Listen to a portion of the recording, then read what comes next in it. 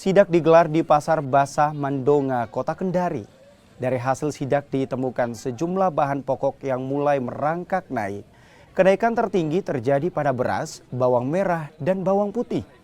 Meski alami kenaikan, namun Pemkot Kendari memastikan kenaikan masih dalam taraf yang wajar. Sekarang bawang merah, bawang putih sama tomat, tapi sementara yang tomat turun lagi, nggak tahu kalau ke depannya naik lagi mungkin. Kalau bawang putih berapa, Bu? 40 1 kilo. Sebelumnya berapa? 35. 35, Bu. 30, naik 35, naik lagi 40.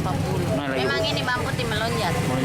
Kalau bawang merah, Bu? Bawang merah naik, kadang naik tapi turun biasa 2.000, naik lagi. Berapa untuk saat ini, berapa harganya? Sekarang 40. Melakukan pemantauan atau sidak ke pusat-pusat perbelanjaan, ke pasar rakyat, dan beberapa toko retail. Hasilnya kita melihat ada beberapa komoditas yang mengalami penurunan.